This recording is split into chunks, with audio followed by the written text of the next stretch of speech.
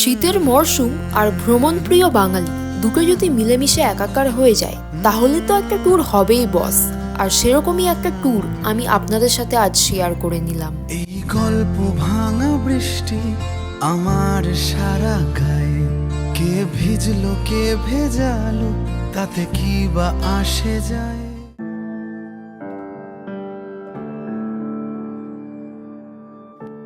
দিনটা ছিল 27শে ডিসেম্বর আর ঘড়িতে তখন সকাল 7:23। আমরাও ব্যাগ গুছিয়ে বেরিয়ে পড়লাম কলকাতা থেকে টাকির উদ্দেশ্যে। স্টেশনের ভিড়টা একবার দেখুন কি পরিমাণে ভিড় হয়েছে স্টেশনে। তো আমাদের ট্রেন প্ল্যাটফর্ম নাম্বার 6 থেকে দিয়েছে, তো ট্রেন মোটামুটি ফাঁকাই ছিল, বসার জায়গা পেয়ে গেছি। কারণ সকাল সকাল আমরা এসেছি, কারণ যত বেলা করবেন এখানে সম্ভাবনা থাকে যে ট্রেনে বসার জায়গা নাও থাকতে পারে। আর 2 ঘন্টার জার্নি দাঁড়িয়ে থেকে পসিবল নয়, কারণ এই ট্রেনগুলো সাধারণত প্রচন্ড ভিড় হয়ে থাকে। তো সেই জন্যই আমরা সকাল সকাল বেরিয়ে পড়েছি।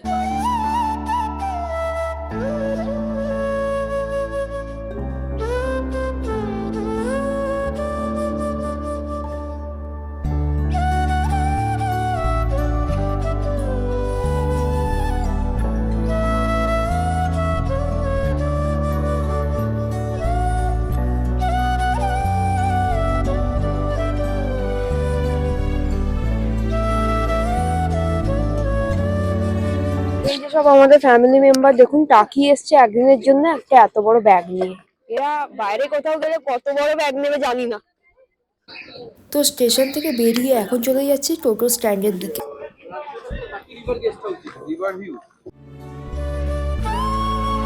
টোটো স্ট্যান্ড থেকে দুটো টোটো রিজার্ভ করে আমরা রওনা দিলাম এবার আমাদের হোটেলের উদ্দেশ্যে। হোটেল আমাদের আগে থেকেই বুক করা ছিল আর সবকিছু অ্যারেঞ্জমেন্ট আমার দিদি আর জামাইবাবুই করে রেখেছিল।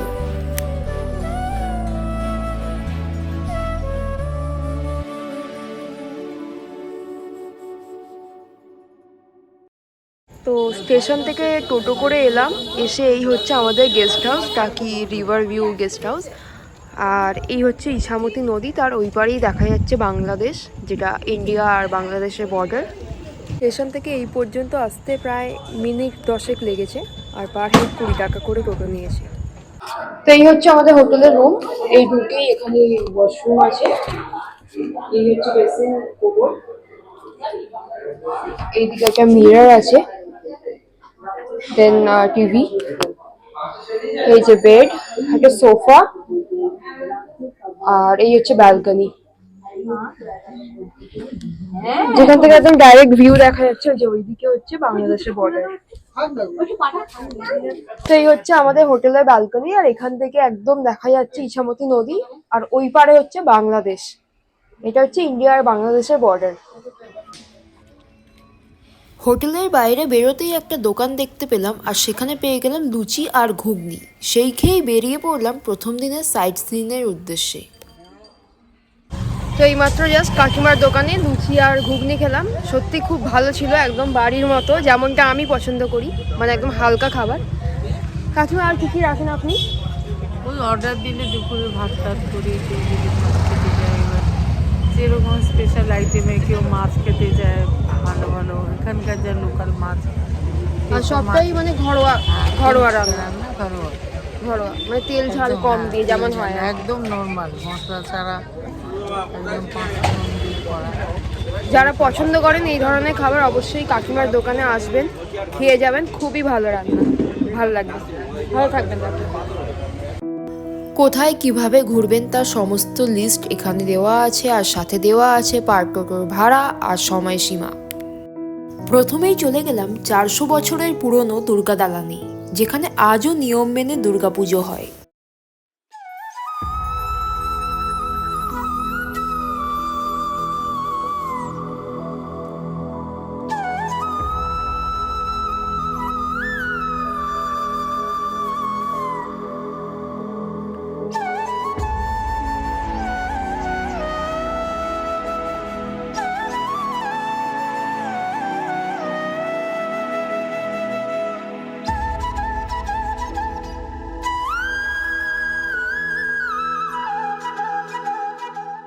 এবার এসে পৌঁছলাম ত্রিশক্তি কালী মায়ের মন্দিরে।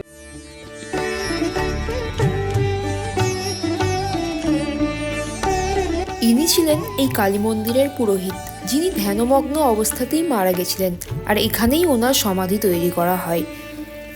আরেকটা আশ্চর্য বিষয় হলো, তিনি যে তারিখে জন্মেছিলেন সেই তারিখেই তিনি মারা গেছেন।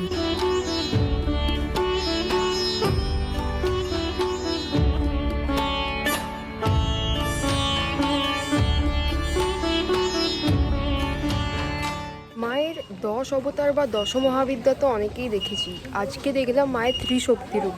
একদিকে ছিলেন মা বগলা, অন্যদিকে ছিলেন মা তারা, আর মাঝখানে হচ্ছে মা দক্ষিণাকালী। তো এখন আমরা এসে পৌঁছলাম টাকি জোড়া শিব মন্দিরে।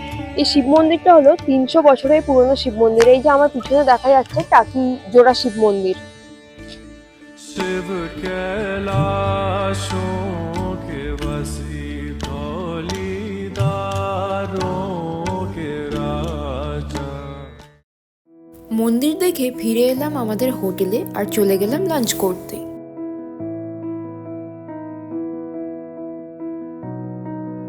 নিয়েছিলাম থালি আর সঙ্গে চিকেন কষা।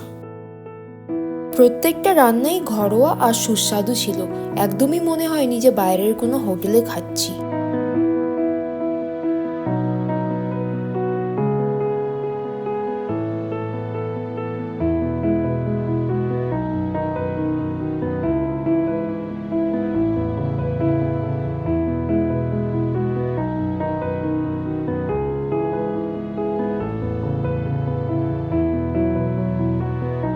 তো লাঞ্চ করে আবার আমরা বেরিয়ে পড়লাম। এবার ওরা আমার মায়েরা যাচ্ছে বোট রাইড করতে। তো আমার একটু যেহেতু জলের ফোবিয়া আছে, তো আমি যাচ্ছি না বোট রাইড করতে।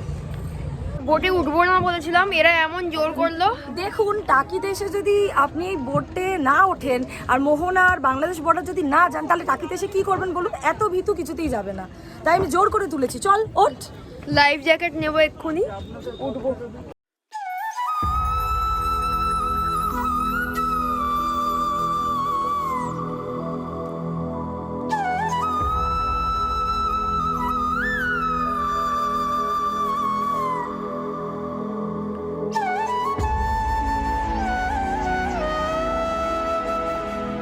সামনে এই যে জায়গাটা দেখতে পাচ্ছেন, এটাই হচ্ছে বাংলাদেশ।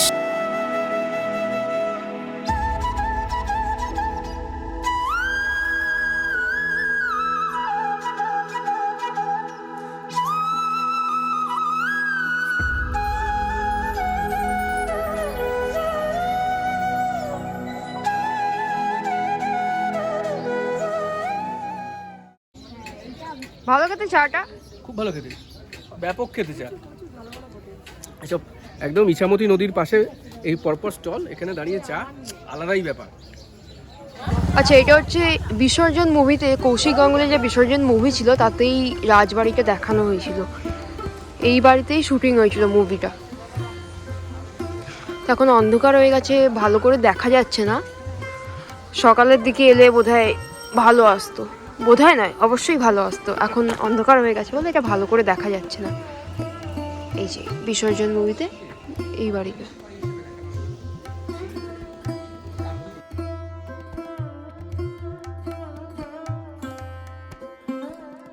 এরপর চলে এলাম টাকি কুলেশ্বরী কালী মন্দিরে।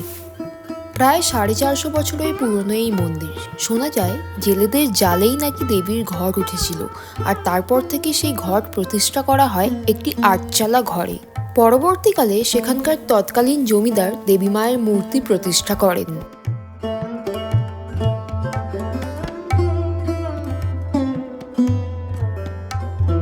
আমরা এসেছি টাকি রাজবাড়িতে। প্রায় 300 বছরের পুরনো এই রাজবাড়ি, এর সাথে জড়িয়ে রয়েছে ইতিহাসের নানান গল্প। শোনা যায় টাকি জমিদারদের লাঠি নাকি বিখ্যাত ছিল, তবে আজ সেই জমিদারিও নেই আর লাঠিও নেই।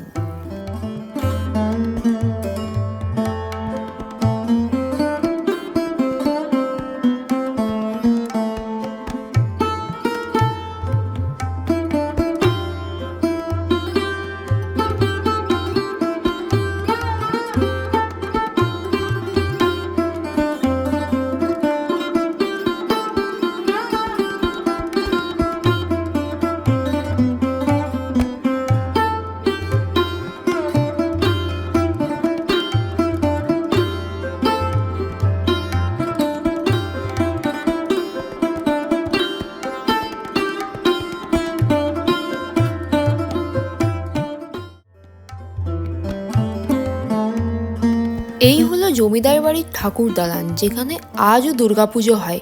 আর এই দুর্গাপুজো টাকির অন্যতম বিখ্যাত একটি দুর্গাপুজো। টাকির জোড়া নৌকায় প্রতিমা বিসর্জনের কথা কিন্তু অনেকেই জানেন। অনেক দূর দূরান্ত থেকে মানুষ এই বিসর্জন দেখতে আসে।